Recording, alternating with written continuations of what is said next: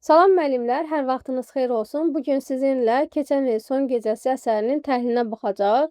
Gəlin baxaq görək burada bizə nələr verilmiş ola bilər. Demək, Keçən il son gecəsində əvvəlcə iştirakçılardan danışır. 2 hissəli bir pyesdir, ixtisarla verilib bizdə. İndi isə baxaq burada. Deməli, televiziya diktoru, telefondan gələn səslər, Tofiqin yoldaşları, küçədən keçənlər. Yəni, ümumi vəziyyəti göstərir ki, televiziya açıqdır, diktor çıxış eləyir, telefonla səslər gəlir, Tofiqin yoldaşları var, küçədən keçənlər var. Hadisə bizim günlərdə Bakıda cəryan edir, dəqiq yerində göstərir. Birinci hissədə danışır ki, böyük səhnə pərdəsi açıqdır, onun yerinə başqa bir pərdə asılmışdır. Bu pərdənin üzərində şəkil çəkilmişdir. Çil sıraqlı Bakı gecəsi. Evlərin, küçələrin, ulduz-ulduz işıqları, dənizdə rəngbərəng işıq siqnalları, ön planda Nərimanov prospektinin yeni binalarından biri. Demək ki, hadisənin dəqiq yer göstərilir. Bakıda Nərimanov prospektinin yeni binalarından birində baş verir. Binanın 3-cü mərtəbəsindəki mənzilin balkonu qabağa çıxıb. Evin 1-ci mərtəbəsində ərzaq mağazası yerləşir. Biz mağazanın qapısından girib çıxan adamları görürük. Həmidə xala balkona çıxır, üzünü qonşu balkona tutub çağırır. Bu remarkadır və bizə ümumi mənada məlumat verir ki, biz səhnəni necə qurmalıyıq və səhnə necə təsəvvür olunmalıdır. Həmidə xala deyir ki, Səkinə bacı bitişik qonşu eyvana Səkinə xala çıxır. Deməli, Səkinə xala Həmidə xalanın qonşu eyvanındakı qonşusudur. Axşamın xeyirdir Səkinə bacı, aqibətin xeyir Həmidə bacı. Bu ili də belə başa vurduq. Heç demə, gözünü açıb yumursan, bir də görürsən ili qutarır. Yəni, Səkinə xanım nə deyirdi? Deyirdi ki, zaman çox sürətlə keçir və görürsən ki, il qutarıb artıq və sual verir ki, sən təzə ili bu il evdə qarşılayırsan. Həmidə xala da deyir ki, bəs harda olacam? Və sən bilmirsən ki, mən harda olacam. Səkinə deyir ki, mən oğlum gilə gedəcəm, Fariz gilə, sən Allah, gəl sən də gedə, tək qalma yəni. Bilirsən necə sevinərlər, evdə tək oturma. Demək ki, Həmidə xala bundan əvvəlki yeni illərdə də evdə tək oturmuşdu. Və Səkinə də onun yaxın qonşusu olduğu üçün onun əhvalatından xəbəri var idi. Və razı olmurdu ki, yeni ilə Həmidə xala evdə tək keçirsin. Həmidə xala da razılaşmır. Deyir, tək deyiləm. Bilmirəm, deyir, gün hayandan çıxıb, bu gecə uşaqların hamısı evdədir. Yəni, getməyəcəklər, bir yerdə qarşılayacağıq. Onlardan deyir, çıxmayan iş. Sənə də zəhmət verirəm, Səkinə bacı. Mənim sizdə böyük bir buludum var. Bulud nədir? Aş qoymaq üçün olan. Əgər lazım deyilsə.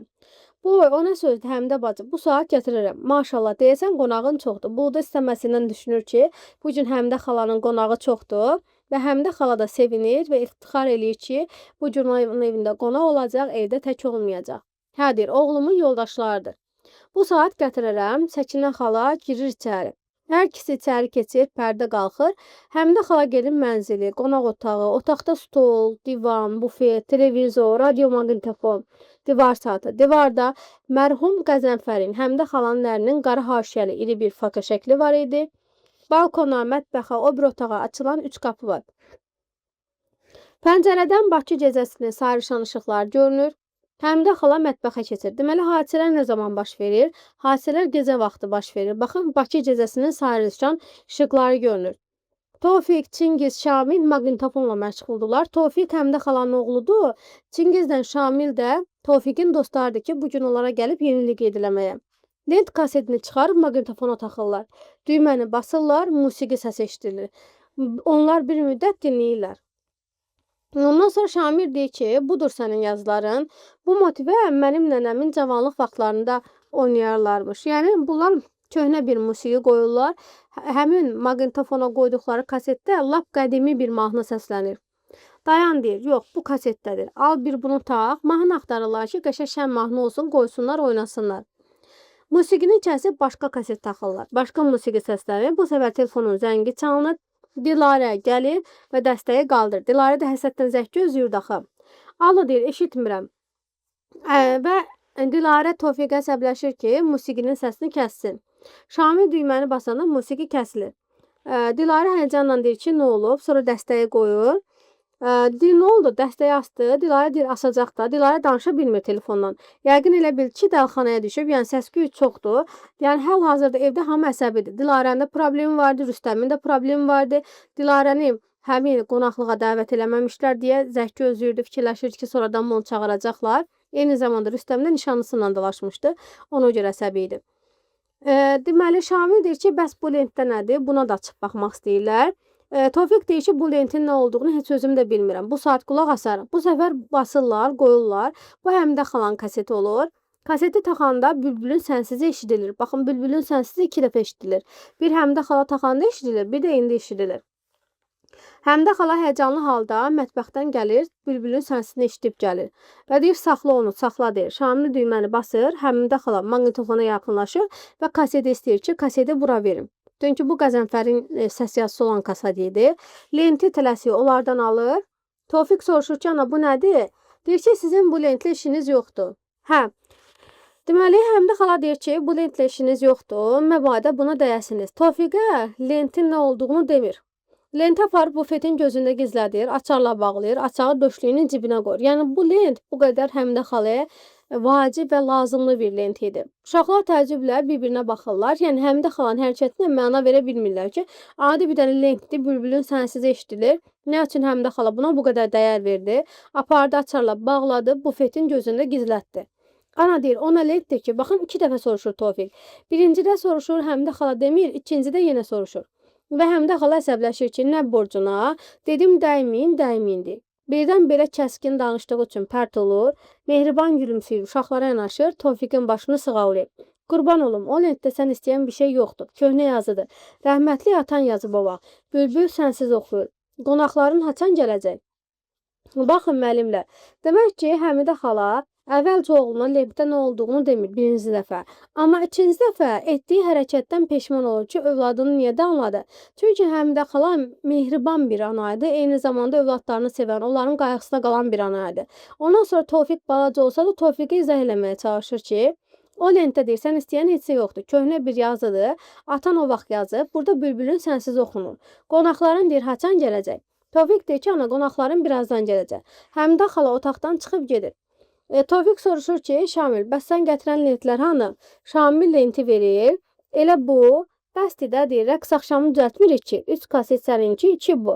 Seyran da gətirəcək. Deməli, hələ bunların başqa qonaqları da gələcək. Bunlar kaset qoyacaqdılar, oynayacaqdılar. Və Çingiz deyir ki, rəqs axşamı deyil, var olan kasetlər bizə bəsdir. Yəni, Tofiqdə 3 kaset var idi. Bir-bir yoxlamışdılar. Seyran birini gətirəcəkdi, 2 bu. Və deyir, tam olaraq bəsdir deyir bunların hamısı. Şamil də 2 dənəsini gətirmişdi. Bir buna da qulaq asaq, taxırlar ritmik bir musiqi, uşaqlar yenə bayaqki kimi rəqs edirlər, oxuyurlar, oynayırlar.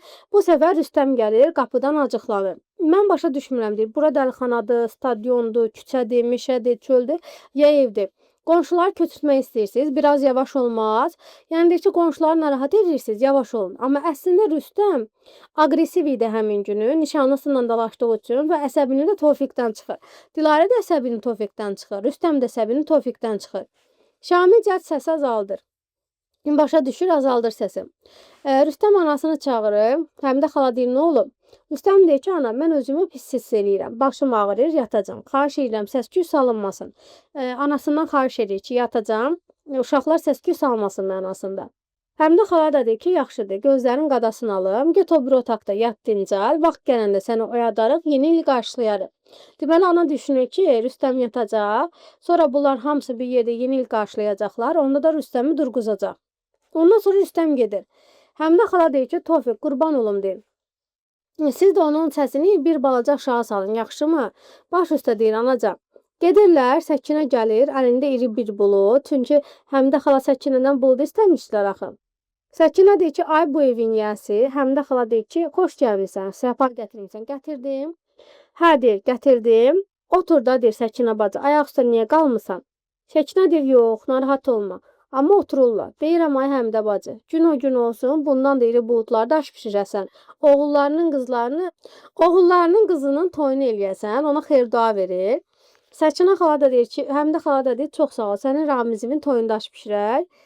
Deməli, evdəsən bu axşam. Hə, harda olacam deyir. Kəzəyəli qarşılamaq dəb düşəndən heç elə olmayıb ki, bu gecə bir yerə qonaq gedəm. Yəni deyir, əvvəllər evlərdə yeni il qarşılanmaq adəti idi. İndi isə yeni ili qarşılamaq dəbə düşüb başqa yerlərdə. Amma yenə də Həmidə xala köhnə adətlərə sadiq qalaraq hər zaman yeni ili evdə qarşılayarmış. Həmişə evdədir. Yox, amma yalan dedim. Bir dəfə deyir evdə olmamışam. 52-ci il gəlirdi, 1952-ci ildə. Qəzənfər deyir rəhmətliklə Moskvadan qayıdırdıq. Mahaçqalanın yanında poyezdi saxladılar. Yolu qar basmışdı. Deməli Mahaçqalada bunlar dayanırlar Moskvadan gələndə. Çünki yolu qar basmışdı, səbəb buydu. Təzə ili vaqonda qarşıladı. Yazıq rəhmətlik düşdü getdi. Ayından oyandan alıb gətirdi yeni il qarşılamaq üçün.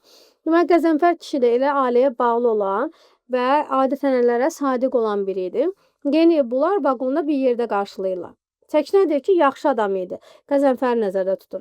Həmişə adamı min dillə dindirərdi. Köksünü ötürür, təəssüf hissi keçirir burada. Heç elə bir yox imiş. Bilirsiniz nə deməkdir? Yəni insan öləndən sonra bir müddət elə gəlir ki, elə bir bu adam heç olmuyor. Səkinə xala da həmin hisslərə qapılır ki, deyir elə bil heç olmamışdı da, elə bir insan yaşamamışdı. Həmidə xala deyirəm, bu dünyanın vəfası yoxdur. Bax, Həmidə bacı, bu dünyanın vəfasızlığından şikayətlənən Səkinədir. Eyni zamanda Əlabbas kişi də Xartutda, deməli, burada da eyni zamanda Əlabbas kişi də düşünürdü ki, dünyanın etibarı yoxdur. Deyir, öldüyü neçə ildir? Səkinə Həmidədən soruşur. 11-ci il tamam olub artıq. Elə bilirəm dünən idi. Yəni Həmidə xala hələ də əlinin ölümünü qəbullana bilməyib desək, yox. Ya hər gün onun ölümünü xatırlayan, onun ölümü ilə yaşayan, onu unutmayan biridir. Və deyir ki, elə bilirəm ki, dünən olub bu hadisə. Yəni Qəzənfəri heç bir şəkildə unutmamışdı Həmidə xala. Deyir 11 il gör necə gəlib keçdi. Yəni tez gəlib keçir həyat. Ölümündən sonra deyir, birinci illər dəli kimi idi. Çünki Həmidə xala razılaşa bilmir əlinin ölümündən. Əlini çox sevir, hörmət eləyir. Ay Səkinə bacı, deyir dərd süfrədə heç asasam. Qəzənfər sağ olsaydı, gör indi bu gecə burada nə vur-havur, nə çatlasın, nə şadyanalıq vardı. Demək Həmidə xala Qəzənfərli günlərini yad eləyir və həmin günlərlə bugünkü günləri müqayisə edir. Və həmin günlər Həmidə xala həqiqətən xoşbəxt olub bir qadın kimi, bir ana kimi və o günləri xatırlayır ki, o günlər xoşbəxtlik idi, şadyanalıq idi. Dərd deyir, süfrə deyil ki, asasan. Mənə deyirsən, elə bilirsən yadımdan çıxıb o məclisdə. Ta Bakıda neftçi yox idi ki, bu evdə qonaq olmasın. Demək ki, Həmidə xaladan Səkinə xala uzun müddət idi bunlar qonşudular. Neçə illərin qonşusudur və Səkinə xala, Həmidə xala bir evin içi kimidirlər. Ya Səkinə deyir ki, yəni mənə xatırlatma, o günlər yadımdadır. Qəzənfər neftçi olduğu üçün öz neftçi dostlarını da hər zaman evinə qonaq dəvət edərmiş. Həmidə də deyir ki, hə, qonaq getməyi sevərdi. Özü də yaman qonaqçılı idi. Deməli, Qəzənfərin müsbət keyfiyyətlərindən burada söz açırlar. Həm Qəzənfərin müsbət keyfiyyətlərindən Səkinə danışır ki, yaxşı adam idi, həmişə adamı min dillə dindirərdi, yaxşı mənada. Eyni zamanda Həmidə də öz ərinin müsbət keyfiyyətlərindən danışır ki, qonaqçıl adam idi. Hamı da xətrini istərdi, indi istəməsin. Böyüklə böyük idi, uşaqdan uşaq idi. Yəni, çox yaxşı insandır. Hər bir insanla davranış şəklini bilir. Demə deyir. Görürsən, mədənə işə gedib, neçə gündə evə qayıtmır. Nə gündüzü var, nə gecəsi. Amma digər işini qurtarıb evə qayıtdı, vəssalam. Yorğunluq, arğınlıq bilməzdi. Deyərdim, kişi, bir yat, dincəl, rahatlan. Kimə deyirsən? Götürüb telefonu o dostuna, bu dostuna zəng eləyib, bir də gördüm, bütöv ev doldu. Demək ki, Həmidə xalanın yoldaşı neftçi idi, mədənə işə gedərdi. Neçə günlərdən evə gəlməzdi. Gecə-gündüz işləyərdi, əziyyət çəkərdi. Amma evə qayıdandan sonra yorğunluq, arğınlıq hiss eləməzdi. Yenə də bu kef insanı idi da, dostlarını dəvət eləyərdi, dostcanlı idi, qonaqpərvər idi. İstəyərdi hamı bir yerə yığışsın, bir stolun ətrafında olsun. Və bu zaman Dilarə otağa daxil olur. Deyir, Səkinə xalaya salam verir. Ana, mənə zəng eləyən olmayıb ki. Çünki Dilarə həsrətlə zəng gözləyirdi. Gözləyirdi ki, ona zəng eləyəcəklər. Deyir, yox qızım olmayıb. Dilarə televizyona yanaşır, düyməni burur, bir qədər gözləyir, sonra keçir o bir otağa. Səkinə deyir ki, maşallah, Dilarə lap yekə qız olub. Bu gün sabah bir də görəcəksən, heçlər qapını tanıdı. Klasik Azərbaycan xanımı Səkinə xanım Dilarə haqqında fikirlərini bildirir. Həmidə xala deyir, yox, hələ tezdir. Qoy oxusun, qutarsın, əli çörəyə çatsın. Həmidə xala da düşünürdü ki, oxuyub qutaracaq, ondan sonra işləyəcək, ondan sonra düşünə bilər. Səkinə deyir ki, göz dəyməsin, nə gözəl səsi var deyir. Dilarənin o gün konsertdə oxumağı heç yadımdan çıxmır. Demək ki, Dilarə konservatoriyada oxuyurdu və gözəl bir səsi var idi. Səkinə xala da konsertdə onun oxumağına qulaq asmışdı. Deyir, onun oxumağı mənim yadımdan çıxmır deyir. Həmidə xala deyir, hə, qızımın səsi qiyamətdir, gözəldir yəni. Sənə çəkib də, deyir Səkinə xala. Ay Həmidə bacı, elə bilirsən yadımdan çıxıb. Bu evə yeni köçmüşdünüz. Təzə gəlin vaxtını idi. Hər axşam bülbül kimi cəhcəh vururdun. Demək ki, Səkinə daha əvvəl köçüb bu mənzilə. Ondan sonra Həmidə gəlin köçüb və Həmidə bu ev Həmidənin gəlin köçdüyü evdir. Əvvəldən axıra qədər elə bu evdə yaşayıbdı. Qəzənfərdən və hələ də bu evdə yaşayır. Deyir, sənin təzə gəlin vaxtlarında bülbül kimi deyir, cəhv-cəhv vururdun. Biz də deyir, divarın dalından qulaq asıb deyir, ləzzət alırdıq. Sən nə danışırsan deyir, sən Allah yadındadır mənim oxumağım, özümün yadımdan çıxıb da. Yəni artıq qocaldıqca insan özünə xas olan xarakterləri, xüsusiyyətləri unudur axı. Səkinə də deyir, hə, niyə yadımda deyir ki, deyir. Kişi indiyəcən deyir, Həmidə bacı oxumağın dalınca getsəydi, indi lap yəqin məşhur artist idi. Demək, Səkinənin yoldaşı hələ də sağ idi, dururdu. Eyni zamanda bunlar ailəvi olaraq da münasibətli olublar və Səkinənin yoldaşı düşünür ki, Həmidə oxumağın dalınca getsə, məşhur artist olar. Baxın, bu Səkinənin ifadəsi deyil. Miqdə bunu sənə Səkinənin ifadəsi kimi verəcək və səni çaşdıracaq. Və sən bu əsəri diqqətlə oxuyanda Səkinənin dili ilə verilmiş Səkinənin yoldaşının ifadəsidir ki, məşhur artist olacaqdır. Xalq artisti idi indi mütləq. Yəni o qədər gözəl səsi olur, sadəcə səsini dəyərləndirə bilmir. Həmidə xala da təbii ki, bu vəziyyətdən xoşallanır. Bəs nə əcəb deyir, dalınca getmədin? Səkinə soruşur, ay Həmidə bacı. Demək ki, Səkinə əvvəlcə bu sualı heç vaxt Həmidə xalaya verməyib. İlk dəfədir Həmidə xaladan soruşur ki, bəs niyə görə indiyə kimi musiqinin dalınca getməmisən? Həmidə də deyir, nə bilim, vallah, biraz özüm baş soyuqluq elədim, biraz da Qəzənfərdən oldu. Demək, Həmidə xala özünü günahlandırır. Eyni zamanda həm də bu nəticəni Qəzənfərdə görür. Allah rəhmət eləsin deyir. Yaxşı adam idi, amma biraz qəlbi qara idi, yəni biraz qısqanc adam idi deyir. Deyirdi, mən razı olmaram ki, arvadım artistqalıq eləsin, səhnəyə çıxsın. Bir yandan da uşaqlar oldu dalbadal, daha oxumaq zad yadıma düşmədi. Yəni, Həmidə xala həm özündən olur, uşaqları 4 dənə uşaq dünyaya gətirir, uşaqlarla maraqlanır, ömrünü onlara qurban verir, öz arzularını, istəklərini arxa plana atır. Eyni zamanda ərinin dediklərindən də razılaşır, əri də həmin dövrün ümumiləşmiş bir obraz olaraq təbii ki, arvadının səhnəyə çıxmasına, oxumasına qarşı idi. Və Səkinə xala da, Həmidə xala da onun əksinə getmir. Və deyir, Səkinə xala da heyfsilənir ki, çox heyf ki, sənin əməlli başlı qabiliyyətin var idi, heyfdir bu qabiliyyət. Həmidə xala deyir ki, hə, hərdən özümün də heyfim gəlir. Yəni, Həmidə xalanın ürəyində niskil qalmışdı hələ o günlərə dair. Oxunmaq arzusu onun qəlbində hələ təzə idi, ölüb getməmişdi. Və bu istəyi elə bir Dilarə vasitəsilə reallaşdırır. Rəhmətli Üzeyir Hacıyevdən söhbət gedir. Deyir, necə bəyənirdi mənim oxumağımı. Buraxmırdı ki, məni. Qəzənfəri yanına çağırıb danlamışdı da. Deyir, bu istedaddır. Niyə şikəst edirsən? Qəzənfər daha onun üzünə ağ olmamışdı. Demişdi, özü bilər. Mənə də dedi ki, özün bil. Həvəsim var oxu. Həvəsim var idi, amma imkanım hardaydı? Yəni, Həmidə xala hər zaman oxumağın arzusunda olub. Hələ də o arzusu ürəyində təzə idi. Ölüb getməmişdi və niskil qalmışdı ürəyində. Deməli, Üzeyir Hacıbəyov yoldaşını çağırır, deyir ki, bu böyük bir istedaddır, bunu şikəst eləmə, gizlətmə bu istedadı. Qəzənfər də onun üzünə ağ olmur böyük kimi, deyir, özü bilər. Həmidəyə də deyir, istəyirsənsə oxu. Amma imkanı olmur, çünki uşaqları var idi, 4 uşağı var idi və oxumağa macal olacaqdı deyir. Yəni, mümkünsüz bir şeydir. Və Həmidə xala öz xoşbəxtliyini, uşaqlarını xoşbəxtliyinə qurban verir bir növ. Öz istəklərini, arzularını bastıraraq həyatını övladlarına fəda edir. Fikir eləmə deyir Həmidə bacı. Deməli, qismət deyilmiş. Burada artıq Səkinə Həmidə xalaya, Həmidə bacıya təsəlli verirdi. Əvvəl söhbət açır, sonra təsəlli verir ki, fikir eləmə, yəqin ki, qismət deyilmiş. Yəqin ki, Dilarə sənin payına da böyük artist olacaq, Allah qoysa. Həmidə xala da razı idi. Deməli, özü ola bilməmişdi, imkan yox idi. İstəyirdi ki, Dilarə böyük artist olsun. Buna görə də hələ də Dilarənin evlənməsini istəmirdi. Çünki özü evlənib xəyallarını ürəyində qoymuşdu. Hərdən deyir, Dilarənin notları keçir əlimə. Bütün cavanlığım gəlir, durur bircə-bircə gözümün qabağında. Çəkilirəm bir bucağa, doyunca ağlayıb özümü boşaldıram. Demək ki, gənclik illəri Həmidə xalanın ürəyində böyük bir qubar bağlamışdı.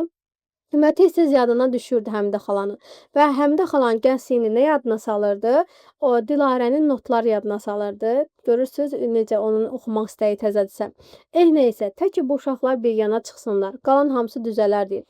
Yəni böyüklərdən arxayınam deyir. Gülara ilə Rüstəm daha öz başlarını özləri dolandırır. Bu evlənmişdi, bu nişanlı idi Bir bu balacalar Tofiqlə bunu da oxutdurub başa çatdırsaydım rahat ölərdim. Tofiq də Dilarəni nəzərdə tutur ki, Dilarəni də Tofiqi də oxutdurub oxutursaydım rahat ölərdim. Ondan sonra isə Səkinə xala deyir ki, ay Həmidə bacı, ölmək zad nədir? Hələ nəvinin toyunda sındırıb oynayacaqsan. Və nəvəsini soruşur ki, nəvən neçə yaşındadır? Qadasını alım deyir, 5 yaşındadır. Elə şirin baladır ki, Gülaranın oğluydu, 5 yaşı var idi. Demək ki, bunların ən böyüyü Gülara idi. Gülarədən sonra Rüstəm idi. Rüstəmdən sonra Dilarə idi. Dilarədən sonra da Tofiq idi. Allah saxlasın deyir. Allah deyir səninkiləri də saxlasın. Ondan sonra birinci pərdənin qısa məzmunundan danışılır ki, Həmidə xala Səkinəyə sevinclə övladların hamısını yeni il öz evlərində onunla birlikdə keçirəcəklərini deyir. Bilirsiniz, Həmidə xala qürur duyur da ki, bu gün evdə tək qalmayacaq. Heç kim deməyəcək ki, Həmidə xala yenə evində tək oturub. Tofiq, Şamil, Çingiz telefon budkasına keçib dostlarına zəng edəndə Eynər heç şey onları danlayıb budkadan çıxarır. Özü telefonla zəng eləyir. Tofiq və dostları Rüstəmin nişanlısı ilə küslü olduğunu, yeni il axşamı evdə olacağını bilib pərt olurlar. Niyə pərt olurlar? Bu hissəni də deyim. Çünki ümumiyyətlə Rüstəm olanda evdə rahat olmurdular. Rahat oynamaq, rəqs eləmək mümkün olmurdu. Ona görə də fikirləşirlər ki, əgər evdə olsalar, Rüstəm bunlara imkan verməyəcək ki, bunlar sərbəst şəkildə əylənsinlər. Ona görə də evdə qalmaq istəmirlər. Onlar öz dostlarına zəng edib, yeni ilə ata-anası evdə olmayan Vaqif gəldə qarşılamaq qərarına gəlirlər. Şamil, Tofiq, Çingiz görüşüb gedirlər. Həmidə xala da onları ötürür. Ondan sonra Həmidə xala pərdənin qabağındakı eyvana çıxır. Tofiq, Çingiz, Şamil binanın qapısından çıxırlar, dönüb Həmidə xalaya əl eləyib gedirlər və bundan sonra gəlir ikinci pərdə. İkinci pərdədə yenə həmin otaqdır. Dilarə piyanonun arxasından mahnı oxuyur və Həmidə xala da mətbəxdən heyran-heyran övladına qulaq asır. Qapının zəngi çalınır və Dilarə onu qabaqlayır, çünki Dilarə həsrətdən xəbər gözləyirdi və dəhlizdən səs eşidilir. Bu səfər gələn kim idi? Gülarə idi, yoldaşı ilə gəlmişdi Süleymanla. Eyni zamanda Vaqif də onun nəvəsi idi, 5 yaşlı Vaqif. Ondan sonra Gülarə gəlir ki, ana xoş gördük ana, necəsən? Süleyman da Həmidə xalaya salam verirlər, keçirlər bunlar içəri. Balaca Vaqif Süleymanın qucağındadır. Gülarə onun paltosunu çıxardır və ondan sonra stulları düzəldir, süfrəni salır Həmidə xala. Sevinir ki, övladları gəlir. Gərək 5 dəqiqə qabaq gələydiniz, deyir. Tofiq də evdə idi. Bütün külfətimiz bir yerdə olar. Demək, Həmidə xalanın hələ də ürəyində bir həsrət var ki, bütün hamı bir yerdə olsun. Heç elə düşünmür ki, hamı bir yerə yığılsın. Həmişə kimsə yoxdur, heyf. Demək, Həmidə xala niyə təəssüfsüz keçirir? Bütün 4 bala övladının 4-ünü də eyni zamanda bir yerə yığa bilmir. Biri olanda obisi olmur, obisi olanda biri olmur. Görürsən sən Allah, əşi daha keçir. Sizdən nə əcəb belə? Gəldik sənin yeni ilini təbrik edək. Sağ olun deyir. Süleyman deyir, sən necəsən? Sağ ol deyir, Həmidə xala, dolanırım. Gülarə təəssüblü qalır ki, Dilarə sən nə əcəb evdəsən? Dilarə çiyinlərini çəkir, demir. Deyir, Həmidə xala deyir, hə evdədir. Rüstəm də bugün evdədir. Dövlətimizin gəl-gəlidir. Yəni övladlarım hamısı yanımdadır. Çırağıma nöyüt töküblər. Tofiq də evdə olublar, haqq deyimlərdir. Tofiq də evdə olacaqdı deyir, yoldaşı çağırdı, getdi. 5 dəqiqə bundan qabaq, 5 dəqiqə tez gəlsəydiniz, hamımız bir yerdə olardı. Bax, artıq ikinci dəfədə Həmidə xala bunu təkrarlayır. Demək ki, Həmidə xalanın ürəyindəki ən böyük arzu yeni il günü övladlarının hamısını bir yerə yığmaq idi.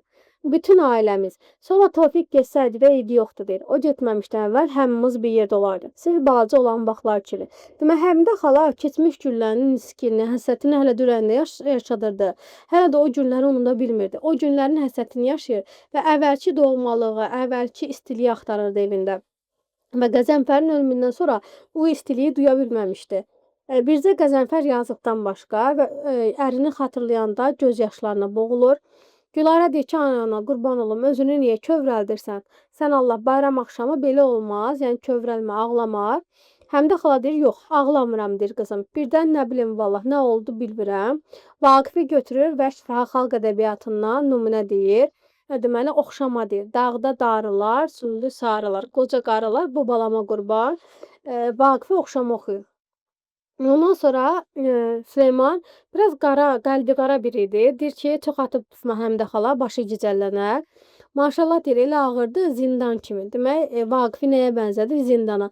Zindan nə idi? Bu möhkəm daşları üstündə nəyisə döyürsən, ona bənzədir. Göz dəyməsin deyir. Dağdakı atlar göy otlar, ərsiz arvadlar bu balıma qurban. İkinci dəfə yenə də Şifahi Xalq Ədəbiyyatından oxşama oxuyur. Bu səfər qapının zəngi çalınır. Dilarə hələ də ümidini itirməmişdi. Qapıya tərəf cumur və gözləyir ki, həqiqətən də bu səfər buna bir xəbər gələcək. Və axır ki, Leyla gəlmişdi, Dilarənin podruqası. Deyir, bilirsən Dilarə, salam Həmidə xala.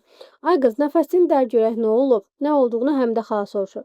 Qaça-qaça gəlmişəm deyir. Yəni nəfəsini dər nə olub? Qaça-qaça gəlmişəm deyir, nəfəsim belədir. Salam Gülarə bacı deyir. Direktor deyir ki, bu saat Dilarə hardadsa tap gətir. Heç onsuz müsamir olar. Demək müsamirə keçiriləcəkdi. Müsamirəyə Dilarə çağırılmamışdı. Direktor xəbər tutur. Ondan sonra Leylanı göndərir ki, Leyla getsin, Dilarəni çağırsın. Dilarə gəlir ki, yox, indi Dilarə matah olub. Lazım olsaydı əvvəldən proqrama salardılar. Dilarə proqrama salınmamışdı deyə küsmüşdü. İndi deyir, görəsən kim gəlməyib? Onu əvəz etməyə adam tapmırlar. Yəni deyir, Dilarə düşünür ki, bunu çağırırlarsa, yəqin ki, hər hansı biri gəlməyib. Onun əvəzinə Dilarəni çağırırlar. Ona görə də razılaşmır. Leyla da andaman eləyir ki, yox deyir. Direktor bilməyib ki, səni proqrama salmayıblar. Biləndə bilirsən necə acıqlandı. Qatdı aləmi bir-birinə. Azadın üstünə elə qışqırdı ki, mən müsamirəni quran bu Azaddır. Bunu quranda da Dilarəni proqrama salmayıbdı. Direktor da xəbər tutanda deyib ki, yox, mütləq Dilarə olmalıdır. Həmidə xala da qara qız deyəndə qızını nəzərdə tutur Dilarəni. Deyir, qara qızın dərdi var imiş. Mən də deyirəm ki, niyə birdən-birə belə xanənişin olub? Xanənişi yəni evdən çıxmayan. Dilarə normalda ev qızı deyildi. Yəni deyir, niyə evdən çıxmayan bir qız olub? Yaxşı deyir, tez ol, dur bu saat geyin, Naz deyir, vaxtı deyir, çağırırlar, get. Qızına ürək-dirək verir ki, çağırırlarsa getməlisən. Gülarə də deyir ki, özünü Nazı çəkmədə, çağırırlarsa get. Həmidə xala da Gülarə də Dilarəni bir növ təkan verirlər ki, get. Dilarə razılaşmır. Əslində ölür getməkdən ötürü. Çünki səhərdən cavab gözləyirdi, zəng gözləyirdi. Sadəcə olaraq özünü Naza qoyur ki, mən evdə qalmaq istəyirəm. Süleyman da deyir, inanan daşa dönsün. Çünki Süleyman inanmırdı onun evdə qalmaq istəməyinə. Qızım deyir, yaxşı deyil axı. Direktor özü deyir, sənin dalınca adam göndərib, ayıbdır, getməlisən. Həmidə xala yenə də qızdan biraz təkan verir getməsi üçün. Gülarə demək ki, Dilarəni uşağa bənzədir. Həmidə xala Leylaya deyir ki, otur, ayaq üstə durma. Leyla deyir, yox, Həmidə xala gözləyirlər, getməliyik. Deyirsən, direktor özü göndərdi. Deyir, hə, Azada da yaman acıqlandı. Həmidə xala soruşur ki, bəs Azad kimdir? Leyla deyir ki, bizim sinifin nümayəndəsidir, sinifkomdur yəni, həm də öz fəaliyyət dərnəyinin rəhbəridir. Pis oğlan deyil, amma nədənsə Dilarənki ilə onunki heç gətirmir. Demək ki, Azadla Dilarə arasında münaqişə var. Münaqişə olduğu üçün Azad öz fəaliyyət dərnəyinin rəhbəri idi, müsamirədə Dilarəyə rol verməmişdi. Həm də sinif nümayəndəsi idi. Bu elə niyədir? Süleyman deyir, yəqin ki, Dilarə onu sancıbdır. Süleyman bu ailə haqqında ümumiyyətlə yaxşı düşüncədə deyildi. Yox, Dilarə elə qız deyil. İpək kimidir xasiyyəti. Həmidə xala öz övladlarını nə olursa olsun müdafiə edən bir anadır və qızının da yaxşı biri olduğunu, ipək kimi yumşaq bir xasiyyətli olduğunu deyib. Baxın, Gülarə Dilarəni uşağa bənzədir. Həmidə xala da demək ipək kimi xasiyyəti var deyə Dilarə. Azad deyir ki, güya Dilarə forsludur. O gün daha öz aramızda qalsın. Dilarə deyib ki ona, Dilarə qayıdır, son sözlər eşidir və icazə vermir ki, danışsın. Leylanın sözü ağzında qalır. Ondan sonra çıxıb gedirlər. Dilarə gedəndə günaha atırdı Həmidə xalanın üstünə ki, Həmidə xala, ya ana, mən sənə görə gedirəm, sənin xətrinə gedirəm. Həmidə xala da deyir ki, hə, sən mənim ağıllı qızımsan və sözə baxan qızımsan. Yeni il günü Allah xoşbəxt eləsin sizi deyir. Ondan sonra görüşürlər, çıxıb gedirlər.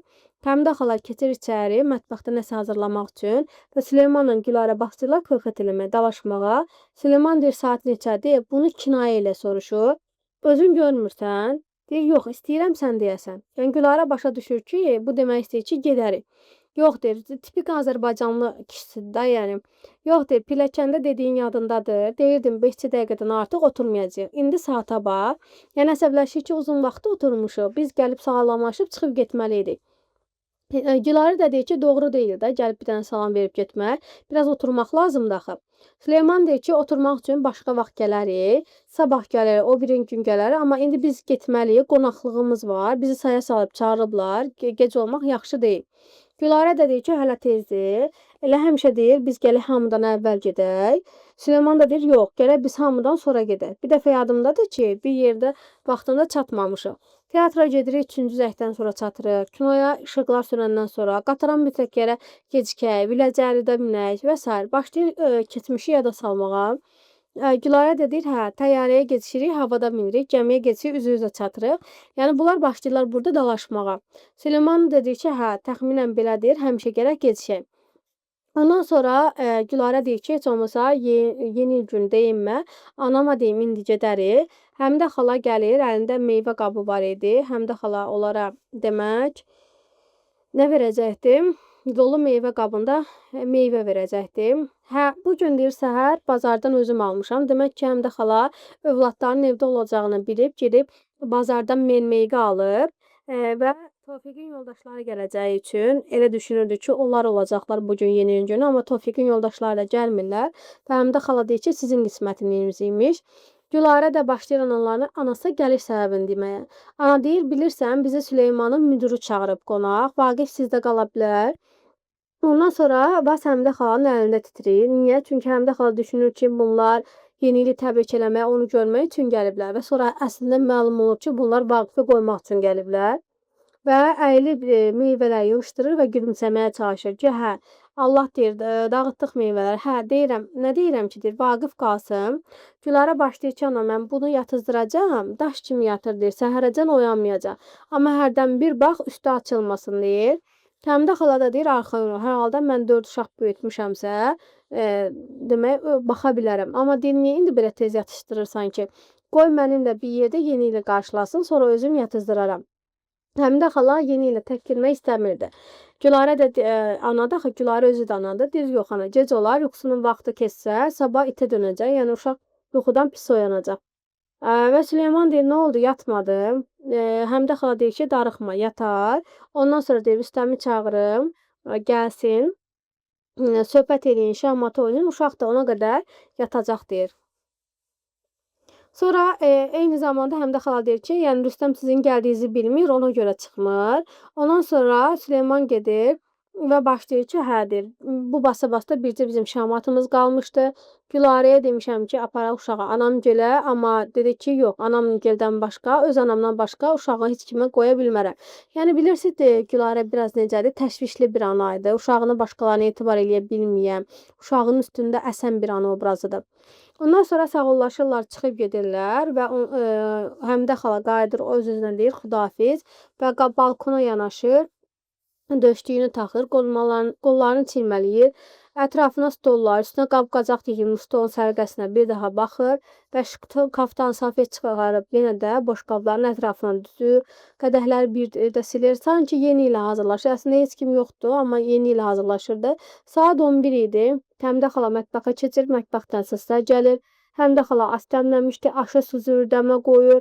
Ondan sonra qayıdır, tərini silir və şəhərə baxır, düşünür və sonra 3-cü otağın qapısına yaxınlaşır.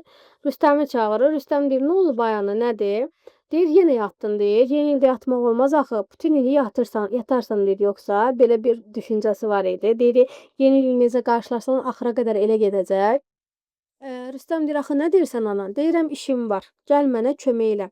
Rüstəm otağa gəlir. Həmidə xala onun qoluna girir, onu telefona gətirir. Deməli, saat 11 idi. Ana onu telefona qarşı gətirir. Deyir, götür zəng elə, deyir. Hara zəng eləyəcəm? Deyir, özün bilirsin, hara zəng eləmək lazımdır. Yox, deyir, mən zəng eləməyəcəm. Həmidə xala məcbur eləyir ki, bax, uşaqlardan heç biri, elə içi sən qarşı, heç vaxt mənim sözümdən çıxmamısınız. Həmişə mənə qulaq asırsınız. Bu yeni il gecəsi sözümü yerə salsan, ömrüm boyu sənlə barışmaram. Demək ki, övladları Həmidə xalaya həddən artıq hörmətli yanaşırdılar, onun sözünə qulaq asırdılar, böyük kimi sayırdılar. Yox ana deyir, yox. Deyirəm zəng elə qurtardı. Bax vala, məndən sənə əmanət. Adam arasında çox söz olar. Amma hər sözü uzatmazlar. Hər söhbəti şişirtməzlər. Özünüz öz aranızda həll edib qurtarın getsin. Elə belə vaxt dalaşırsınız, barışırsınız, heç kəsin işinə deyil. Kimin nə borcluğu, heç kəsin də xəbəri olmur. Amma deyir təzə ildə əgər siz küslü olsanız, evdə otursanız, hamı biləcək ki, siz küslüsüz deyə bir yerdə deyilsiniz. Ona görə də qız niyə görə başqalarının yanında başı aşağı, başı kölgəli olmalıdır ki? Həmidə xala oğluna nəsihət verir. Yəni bu Azərbaycan üçün görünməyən bir qaynana növüdür ki, təzə bu ancaq belə hekayələrdə ola bilər, gerçəkliklə. Burası tamamilə xəyal ürünüdür. Gerçəkliklə əlaqəsi yoxdur. Və Həmidə xala övladına nəsihət verir ki, insan dalaşar, barışar, amma söhbət öz arasında qalmalıdır. Başqa vaxtda olsa heç kimin xəbəri olmaz, amma yeni il günü əgər siz bir-birinizi görməsəniz, onda hamı düşünəcək ki, bunların arasında nəsə problem var ki, bunlar bir-birlərindən gəlib görmədilər. Rüstəm də deyir ki, ana, sən bizim aramızda söhbətin birini bilirsən, çoxunu bilmirsən. Həmidə xala deyir ki, mən sizin aranızda söhbətdən xəbərim olmasını istəmirəm. Rüstəm də deyir ki, ana, deyir, mən bu axşam onunla görüşmək istəmirəm. Həmidə xala deyir ki, özünüz bilərsiniz, görüşərsiniz, görüşməzsiniz, amma zəng eləməyinə zəng elə. Demək, Həmidə xala nə istəyirdi? Həmidə xala sadəcə zəng eləməyini istəyirdi. Gedib onun yanında onunla olmağını demir, məcbur eləmir. Sadəcə zəng elə deyir. Həmidə xala deyir, əgər istəmirsənsə bu axşam ürəyimi qırasan, mən səndən küssəm deyir, çətin barışaram. Lap ciddi deyirəm, səndən inciyərəm. Həmidə xala elə bil ki, bir növ ona duyğusal olaraq da müdaxilə eləyir ki, hə, sən əgər zəng eləməsən mən küssəm, məcbur eləmiş kimi olur. Rüstəm də zəng eləyir, deyir, ana, sənin xatirinə zəng eləyirəm. Həmidə xala gülümsünür, ondan sonra Vaqif yatan otağa keçir, Vaqifə baxır. Və ondan sonra Həmidə xala düşünür ki, Vaqif Rüstəm nişanlısı ilə barışacaq və Həmidə xala deyir ki, can bala, sən də, Tofiq də nə yaman Qəzənfərə oxşuyursunuz. Deməli, oğlanlarını kimə bənzədir? Öz yoldaşına bənzədir. Nədir ki, deyir, heç elə bilə deyirəm. Bax, o da tutulanda, pərtləşəndə beləcə yanağı pörtərdi. Demək ki, Həmidə xala Qəzənfərin bu xasiyyətinə görə Rüstəmi ona bənzədir ki, tutulanda, pərtləşəndə yanağı pörtürdü. Hə, deyir, get bala, get, deyir, məndən də çoxlu-çoxlu salam dinən. Demək ki, baxın, Həmidə xala övladlarının hissini, həyəcanını, düşüncələrini duyan bir anadır. Rüstəm gəlib demir, ha, mən getməliyəm. Həmidə xala onun davranışından başa düşür ki, Rüstəm getmək istəyir. Amma bu söz ona deyə bilmir, pərt olur. Çünki Rüstəm getsə Həmidə xala evdə tək qalacaqdı axı. Rüstəm deyir ki, qalstuğunu bağlamağa başlayır, hazırdır.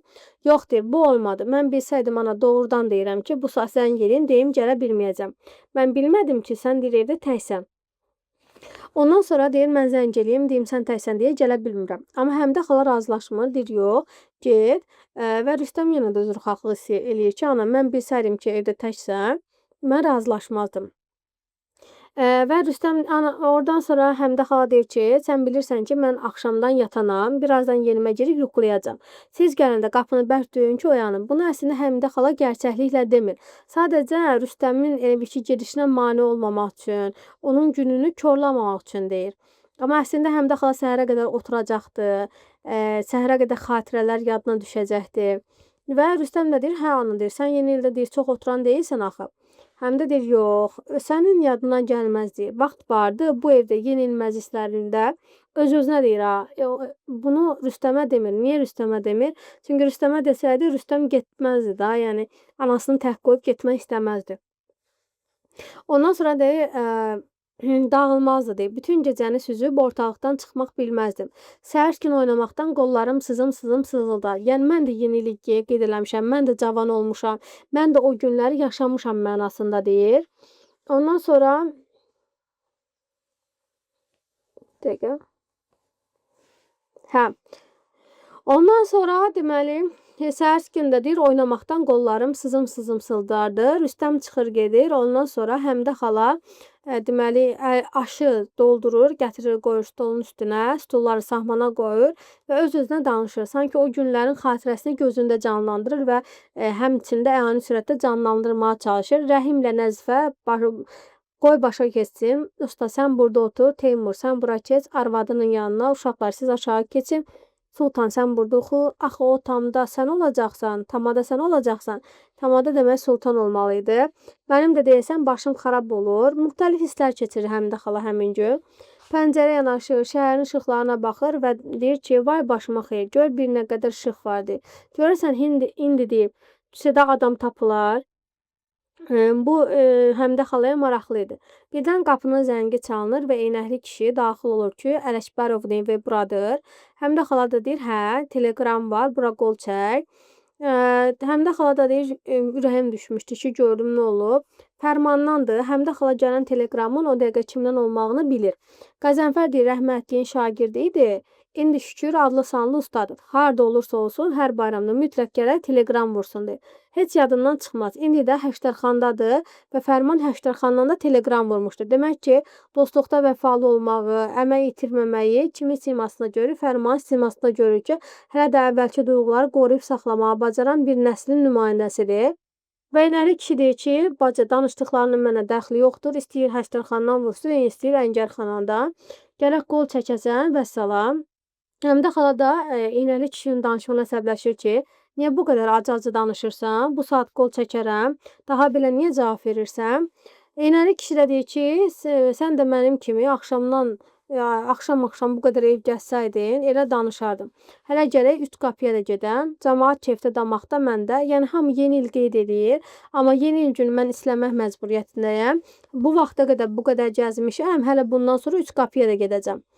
Həm də deyir ki, nə deyirəm ki, bu boyda pilləkən çıxmısan, otur, heç olmasa bir nəfəsindən. Bir stəkan pirangi, çay süzüm sənə, həm də xalana evə qonaq dəvət edir. Demək, həm də xaladan Qəzənfərin oxşar cəhətləri var idi ki, bu hər ikisi qonaqpərvər obrazı idilər. Yəni, ərvdən arvadın oxşar cəhətləri çox idi. Və Eynəkli kişi qəbul eləmir ki, vəzifə başındayam, qulluqdayam və qulluğun da öz qayda qanunu var. Həm də deyir, yox, bir çay içsəm dünya dağılmaz. Eynəkli kişi razılaşır və deyir ki, 3 teleqramı da çatdırandan sonra arzusun eləyir, gedib yatacaqdır. Həm də xala məəttəl qalır ki, bəs yeni il qarşılamayacaqsan. Eynəkli kişi deyir ki, yox, nə yeni il deyir. Yeni il yeni cavanlar üçündür ki, atılıb düşsünlər. Həm də xala deyir ki, niyə elə deyirsən? Bax, mən səndən yəqin 1-2 bayram böyük olaram. Həm də xala Eynəkli kişidən böyük idi, 1-2 yaş demək istəyir. Amma görürsən, mən də deyir, oturub yeni ili gözləyirəm, qarşılayacam deyir. Və Eynəkli kişi deyir ki, hə, görürəm boşqabları düzmüsən, plov da yəqin dəmdədir. Həm də xala deyir ki, qal qonağımız ol. Eynəkli kişi razılaşmır, şəkli göstərir, çünki divarda Qəzənfərin şəkli var idi axı. Deyir, ərindir, deyir, hə, rəhmətə gedib. Eynəkli kişi soruşur ki, bəs oğuldan, uşaqdan nəyin var? Deyir, 2 oğlum var, 2 qızım var. Eynəkli kişi deyir, hə, amma bilirsən, deyir, bala ki var, bala deyil, bəladır. Bu söhbəti açan Eynəkli kişi olur. Həm də xala da deyir, ağzının xeyirli yasda, övladlarım haqqında elə demə. Yox deyir, sən mənə qulaq as. Deyir, övlad ki var, əvvəl adamın qanunu sorur. Yəni canından dünyaya gəlir də bətnindən. Ana bətnində olanda, ondan sonra dünyaya gəlir, başlayır onun canını yeməyə. Yəni ki, südünü əmir. Daha sonra da adamın malını yer. Axırda da papağını yan qoyur ki, xudafiz. Bir də qiyamətdə görüşək. Yəni övladlar Eynəkli kişiyə görə vəfasız idi. Yəni sən baxırsan, böyüdürsən, axırda da övlad deyir ki, sən neynəmisən ki, yaxşı ol. Bir də qiyamət günü görüşərik. Həm də xala deyir ki, yox deyir, ay kişi, nə baş ayaq vurursan, sən naxələf övladdan niyə danışırsan? Sən mərifətli, qədir bilən övladdan danış. Yəni mənim övladlarım elə deyil demək istəyir. Eynəkli kişi deyir, hardadır deyir, qədir bilən övlad. Yəni ümumiyyətlə Eynəkli kişi düşünürdü ki, həyatda yaxşı övlad yoxdur. Hamısı eyni tipdədir. Çünki Eynəkli kişi özü övladlarından yarımamışsa deyə düşünür ki, həyatda heç kəs öz övladından yarıya bilməz. Uşaq vaxtı deyir, hamısı quzu kimidir. Böyüyəndən sonra ya xuliqan olacaqlar, tutub basacaqlar dama, izini görməyəcəksən, ya da oxutdurub adam eləyəcəksən. Olacaqlar alim, injiner, həkim, ondan sonra da üzünü görməyəcəksən. Çünki səni bəyənməyəcəklər. Deyəcəklər ki, sənlə söhbətimiz tutmur, yəni sənin mədəniyyətin başqadır, ev eşiyimə yaraşmırsan, vəssalam. Yəni səni bəyənməyəcəklər. Həm də deyir ki, sən deyir, nə xeyir söyləməzsən, başda xeyir söyləməzin əhvalatını danışmaq. Bu da təbii ki, səhv eləmirəmsə məsəl olmalıdır. Bu elə yadımdadır. Baxıb deyərəm bir də. Uzaq səfərə gedirəm, xeyir söylə papağımı sənə verəcəm. Deyir, indidən ver, birdən getdin, qayıtmadım.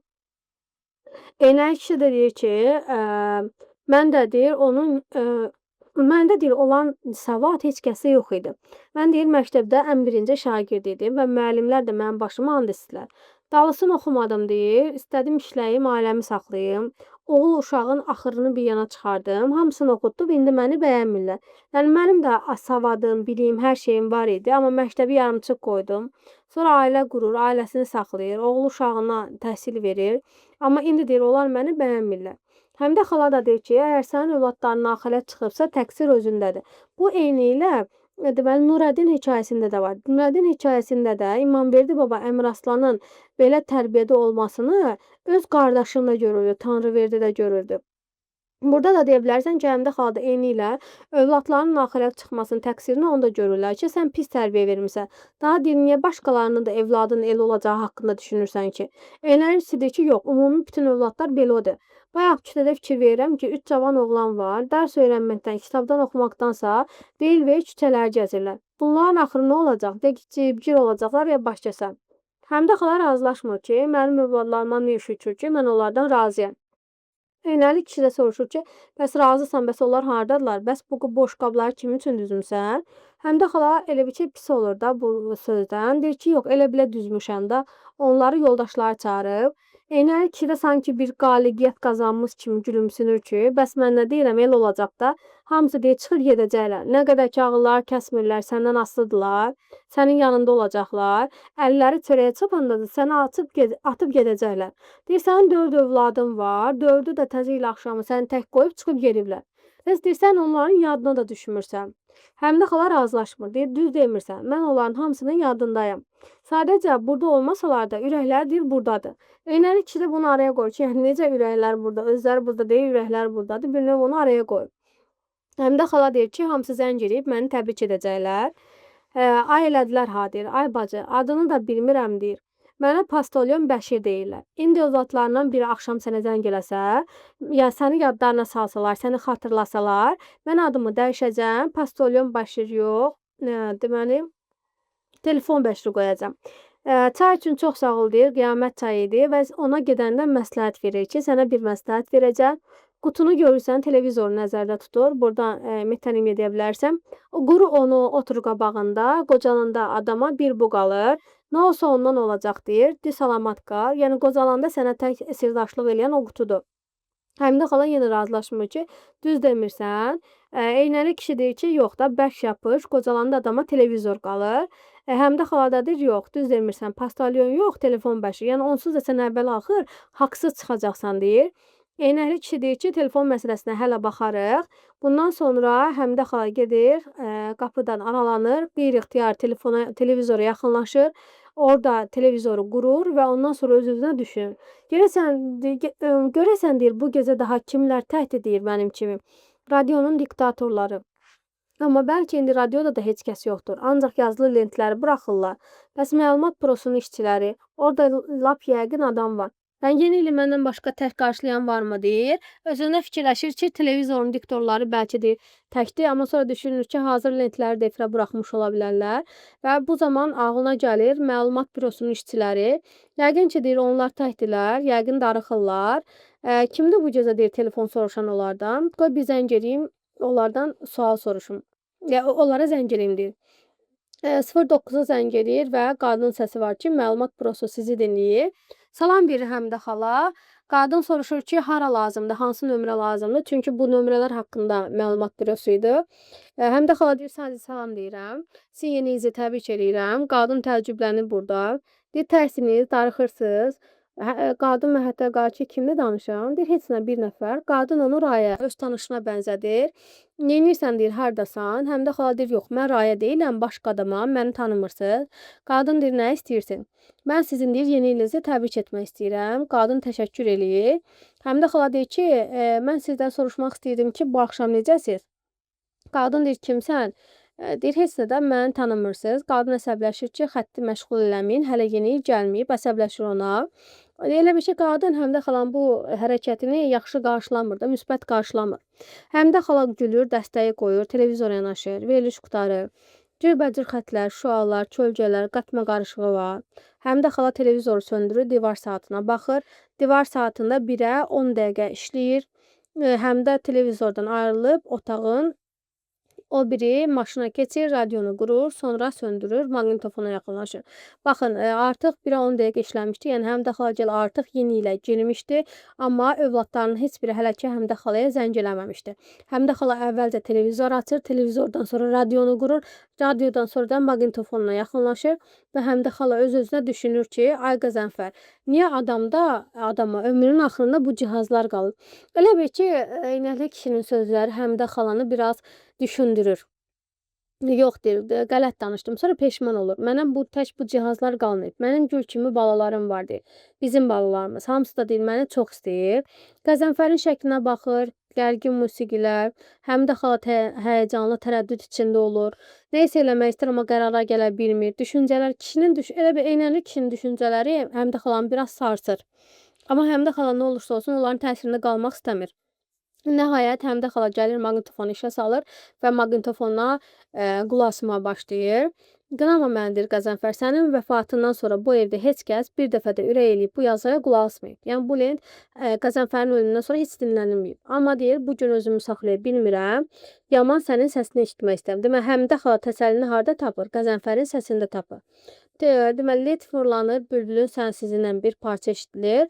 Ondan sonra uşaqların Həmidə xalanın səsi eşidilir ki, hə, Gülarə deyir ki, səndən başlayaq bir şeydir, nə deyim, nə bilim bir şeydir. Bu hissələri öz-öz oxuyarsınız. Bunlar rahat hissələrdir. Ondan sonra da bax burada əsas hissələrdən danışım mən sizə. Qəzənfərin danışığı var. Qəzənfər deyir ki, yaxşı uşaqlar susun, qoyun sözümü qurtarım. Bax, ideya Qəzənfərin nitqindən çıxır. Yaxşı ay arvad deyir, 40 il 50 il sonra axır bir gün mən olmayacam deyir. Onda deyir, sənə bircə əmanətim deyir, mənim uşaqlarımdır. Ömür vəfa eləsə deyir, hamısını oxudub boya başa çatdıracam. Amma olan işdir, onda bax deyir, bunları sənə tapşırıram. Demirəm ki, hamısını ali təhsilli elə, demirəm hamısını həkim, mühəndis, alim elə. Yox deyir, kim olur olsunlar, amma yaxşı adam olsunlar, yaxşı insan olsunlar. Deyir, bir gün gələcək, hamısı böyüyəcəklər, boya başa çatacaqlar və yuvasını tərk edən quşlar kimi bir gün uçub gedəcəklər. Demək ki, bax bunu mən Fəxrəddinə bənzədirəm ki, Fəxrəddin də ömür vəfa eləmir və özündən sonra qalan şeyləri qardaşına tapşırır, Şahmana tapşırır ki, məndən sonra qalan bu bağdır, nə bilim, məktəbdir və s. məndən sonra xatirə qalanlar. Burada da Qəzənfər eyni zamanda deyir ki, 40-50 il sonra bir gün mən olmayacam. Ola bilsin ki, mən tez ölərəm. Onda mənim uşaqlarımı yaxşı adam elə. Demirəm ki, hamısını oxutdur. Amma elə ki, yaxşı tərbiyə alsınlar. Elə zaman gələcək ki, onlar öz yuvalarını tərk eləyəcəklər. Deyir, onlar öz yuvalarını tərk eləyəndə onlara sən vəfasız demə. Çünki bil ki, hara getsələr, hansı ailəyə düşsələr, səndən də, məndən də nə isə aparacaqlar. Necə biz də bir-birimizi görüşəndə hərəmiz öz ata-babalarımızdan nə isə götürüb gəlmişdik, həmin evin adətən əllərindən gətirmişdik.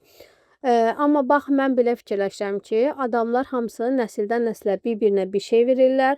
O şey ki, biri başlayır, amma qutara bilmir. O şey itmir, batmır, sonraki nəslə qalır, onu sonra gələnlər tamamlayır. Yəni, bir dənə nəslin bir adəti başlayır və bir xasiyyəti, bir vərdişi başlayır, sonraki nəsillərə ötürülür. Eyni ilə bizim oğlumuz, qızımız da hansı evə getsələr, bizdən bir parça mütləq aparacaqlar. Bunlar itməyəcək, batmayacaq. Onlardan sonraki nəslə gələcək, onu sonra gələnlər tamamlayarlar. Dünyada heç nə batmır, heç kəs ölmür deyir. Yaxşı da, pis də keçir, nəsildən nəslə keçir. Yəni, nəsildən nəslə təsircə yaxşı xüsusiyyətlər yox, pis xüsusiyyətlər də keçir.